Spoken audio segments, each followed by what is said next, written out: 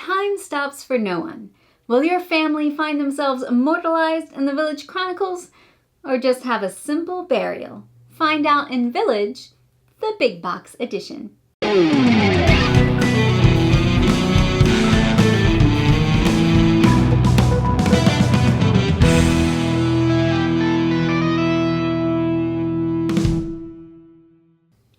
Thank you for joining us at Tantrum House Studio D. I'm Melissa Delp. And I'm Kevin Delp. Village, the Big Box is a game for 1 to 5 players that takes about 2 hours to play. It's published by Eggertspiele and distributed by Asmodee.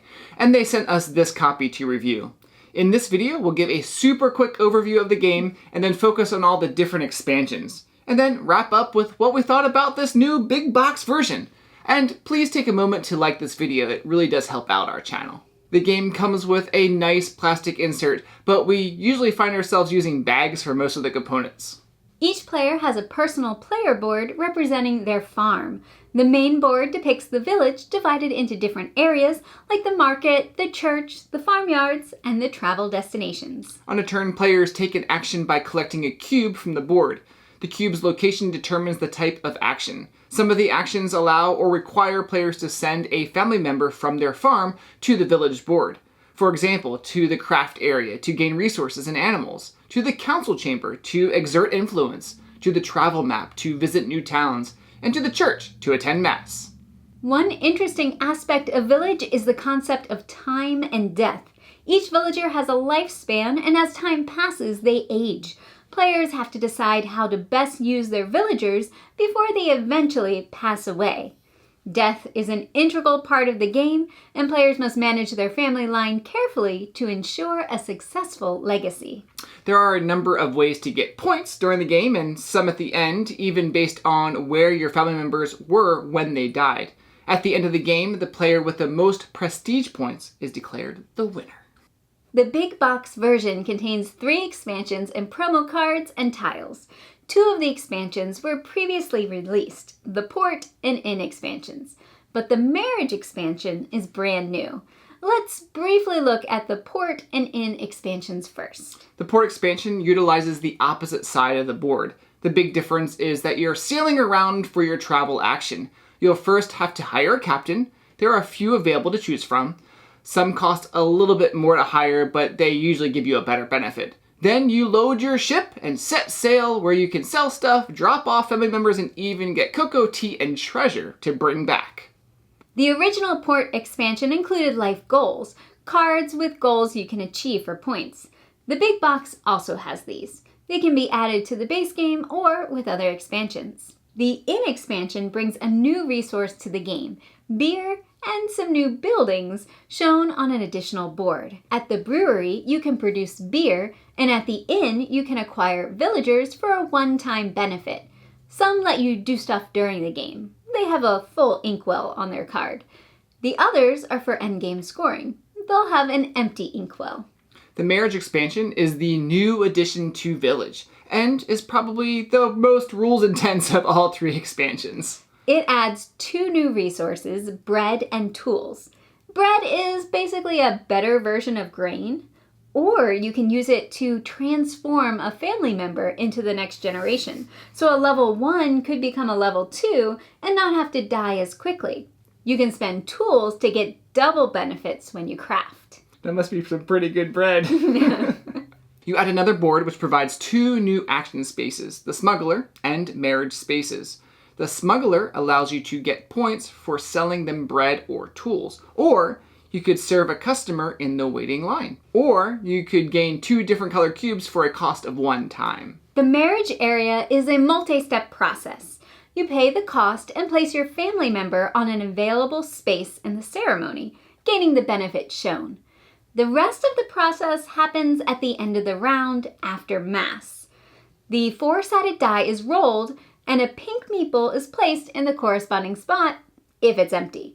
Then the 2 highest ranking meeples, the ones closest to 1, get married.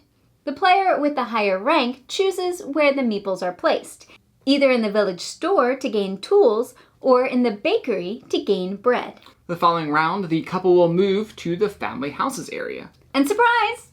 they have twins. Which means each player in the happy couple gains a new family member to place in their farmyard. So even though it is a multi-step process, players gain benefits along the way and will potentially be rewarded with a new family member to help with the family legacy.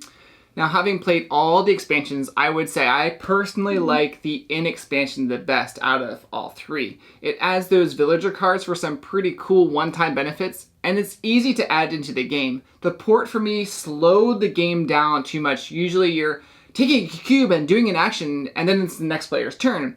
But in the port, you take a cube, hire a captain, load your boat, sail around as far as you're allowed to. I think it really just bogs the game down too much for me. Now, the marriage one's okay, but it seemed that it would be best with a game that goes at least 3 or 4 rounds. One of our 2-player games was really short, so we didn't get as much out of the marriage actions. Yeah, I agree with you, Kevin. I liked the Inn expansion the most. I personally didn't mind the port. It was fun sailing around. And I'm still on the fence regarding the marriage expansion. The smuggler action was nice, especially being able to get 2 cubes for the cost of just 1 time. And I like the new resources. I was able to use the tools to get double wagons, which let me travel easier. But I wish the marriage process happened more frequently than just at the end of each round. Yeah, like you could do it during the round. Like you had the ability to go. Right. Go to the wedding. Just have to wait for the wedding. Well, let's move into our thoughts on the big box. One of the big changes is the art, the illustrations, and the graphic design. Personally, I like the art and illustration style. It's bright and it really catches the eye. But I'm really not a fan of the graphic design. Some of the areas aren't distinct enough, and it's hard to really read what's going on. It's definitely very different than the original artwork. I watched a how to play video with the original game and then sat down to play this one, and it was an adjustment. The meeple spots are less literal, so they're not actually rooms of the council chamber or windows of the church. But I would say by the end of the first game, I was comfortable with the design. In my opinion, I don't think either version is excellent in terms of the user interface. They both have issues that could be improved. I agree with you. Now, component-wise, the old game and the new game are pretty similar. You have the same shaped meeples and the tokens. One cool thing, though, that I like is that the Village Chronicle is its own book in the new version. In the old edition, this was just printed on the main board. I like that it's an actual book and it's in set so the meeples actually fit well in them. Yeah, I agree with that. Personally, I like that the expansions have separate boards and make use of a different side of the main board instead of board overlays like the original expansions. The pieces are labeled well, so it's easy to separate them based on which expansions you want to play. You can even add them all together. I enjoy the overall gameplay of Village. It's a pretty strategic game. There's a lot to think about and manage. The time, the resources, your family. I really like all that. Yeah, the random cube distribution makes each game different. Sometimes you want to take a certain action, but you need the cube colors that are in a different area, so you have to think which is more important, getting the cube or taking the specific action.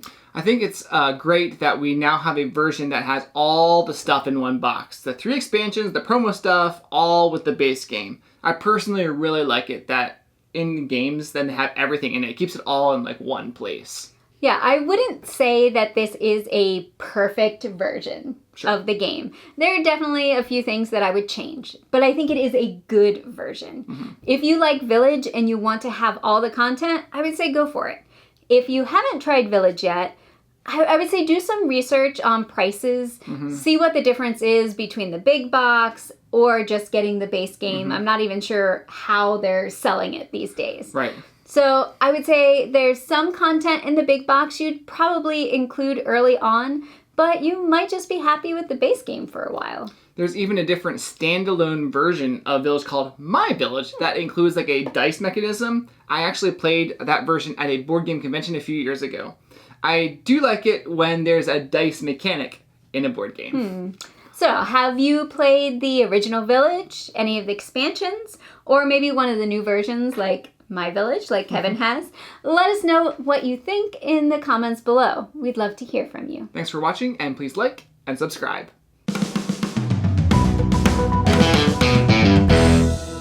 The big box virgin. The big box version contains. Sorry.